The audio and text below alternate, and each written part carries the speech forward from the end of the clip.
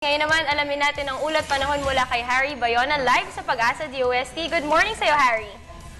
Magandang umaga rin sa'yo, Dayan. Good morning, Pilipinas. Good morning, boss. Ngayon ngang Lunes, September 9, panibagong low pressure area na naman po o LPA ang sumalubong sa atin sa pagbungad nitong panibagong linggo.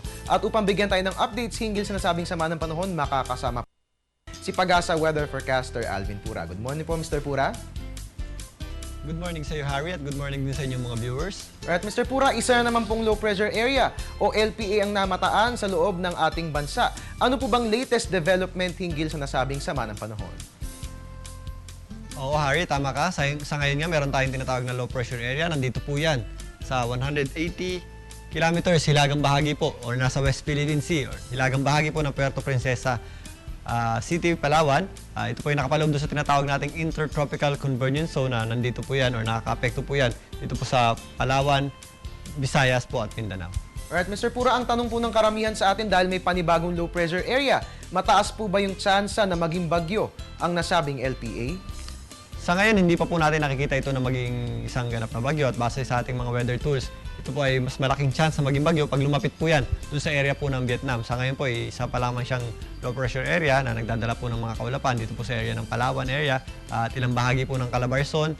Kasama po dyan ang Metro Manila at yung ating Intertropical Convergence Zone naman, nakaka-apekto nga po dito sa ilang bahagi po ng Western Visayas at Mindanao. Alright, that's great news mga kababayan. Si Pag-asa weather forecaster Alvin Pura, mas mataas po ang chance umano na maging bagyo ang nasabing low pressure area kapag po ito ay kumilos palapit sa bansang Vietnam. At ito, Mr. Pura, dagdag kaalaman para sa ating mga kababayan ngayong umaga, ang average na bilang ng mga bagyo na nasa bansa sa loob ng isang taon ay umaabot ng 19 to 20.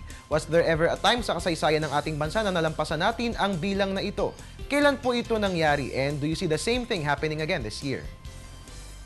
Yes, Harry. May mga chance din or may mga taon na nakalagpas tayo ng 20 or yun nga, ang average natin ay nasa 19 to 20. Noong 1993 ay nakapagtala tayo ng 32 tropical cyclones at sa 32 na yon, 20 po ang naglandfall or yung tumama po sa kalupaan. At nung taong 2004 naman, yung pinaka-latest natin ay nakapagtala tayo ng 25 na bagyo at ito po ay naglandfall or 10 po dito ay naglandfall or tumama sa kalupaan. Sa ngayon po, sa ngayong taon, nasa 50 na po tayong bagyo. Medyo malapit na po ito sa average natin at inaasahan pa natin na may possibility po na madagdagan po ito or mas lumapit pa doon sa ating average. Tayo ay nasa 11 lang po yung ating naitalang bagyo, so medyo mababa po yun. Depende po sa panahon natin yan or sa taon or doon sa conditions ng ating sea surface temperature or dito po sa Pacific Ocean kung saan po kadalasan nangyayari or nabubuo yung ating mga bagyo, yung bilang po or dami ng bagyo natin. Sa ngayon, just sa area po ng Atlantic Ocean or sa kabilang bahagi po ng ating karagatan or dito po sa area ng kabilang bahagi po ng Amerika ay medyo kakaunti rin po. Sa ngayon, ang kanilang naitatalang malalakas na bagyo, medyo mababa rin po ang percentage ng bagyo nila ngayong taon. Subalit yun nga po, medyo marami.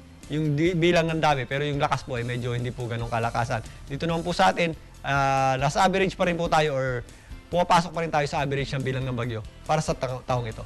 Alright, Mr. Pura, maraming salamat sa impormasyon. Ito, dagdag kaalaman po ulit para sa ating mga kababayan. Mainit kasing usapin ngayon sa social media at nagtatanong nga po ang lahat kung maaari daw po bang ipangalan sa mga tiwaling politiko ang mga bagyo sa bansa. Para malinaw po sa lahat, ano nga ba yung mga bagay na kinoconsider ng Pag-asa hinggil sa pagbibigay ng pangalan sa isang bagyo? Dati-dati po, kung mapapansin po natin, pangalan po ng yung bagyo natin. So may mga groups na hindi po ayon doon at pinilit po na ay nirequest po nila na ibahin po yung ating pangalan ng ating bagyo. So nagparapol po tayo dyan or nagpa-contest po tayo. Tapos yung mga pangalan na napili natin, may mga premyo po yun at gumawa po tayo ng listahan para sa mga pangalan ng bagyo.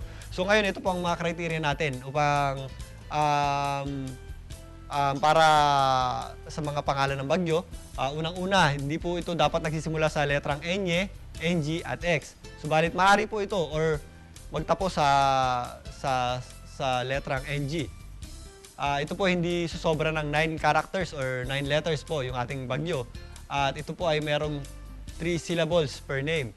At ito ring bagyo ay wala po dapat negative or offensive na meaning. So yung pong ating panukala or yung nire-request po natin na gawing sa ipangalan sa mga tiwaling politiko ay medyo hindi po naaayon do sa ating criteria dahil nga po wala po dapat offensive meaning or hindi po tayo nakakasakit.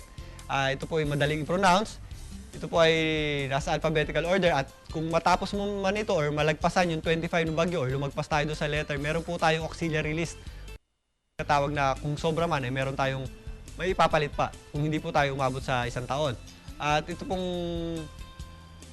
pangalan ay maaari pong pangalan ng mga tao, lugar, mga hayop, mga bulaklak, halaman or kung ano pang medyo malapit po sa puso ng Pilipino.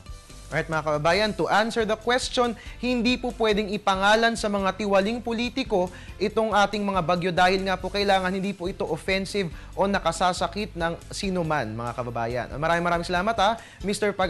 Alvin Pura para sa inyong binahaging mga impormasyon hinggil sa lagay na ating panahon. Last few reminders po para sa ating mga kababayan ngayong umaga. Yes, Harry.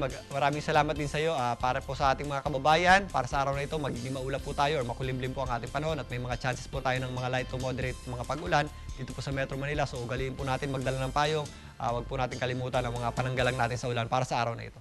And there you have it mga kababayan, atin pong nakapanayam si Pag-asa weather forecaster Alvin Pura na siyang nagbigay sa atin ng updates hinggil sa lagay ng ating panahon ngayong Lunes, September 9. At yan nga po muna ang latest mula rito sa Pag-asa DOST. Mga kababayan, patuloy po nating babantayan ang lagay ng ating panahon kung kaya't manatiling nakatutok dito lamang po yan sa Panahon TV Express sa telebisyon ng bayan. Mula na umaraw man, I'm the man. I'm yung weatherman Harry Bayona, nagpapaalalang tiwala lang. May tamang panahon ang bawat pagkakataon. At ngayon naman mga kababayan, balikan po natin ang Good Morning Boss Barkada dyan po yan sa studio.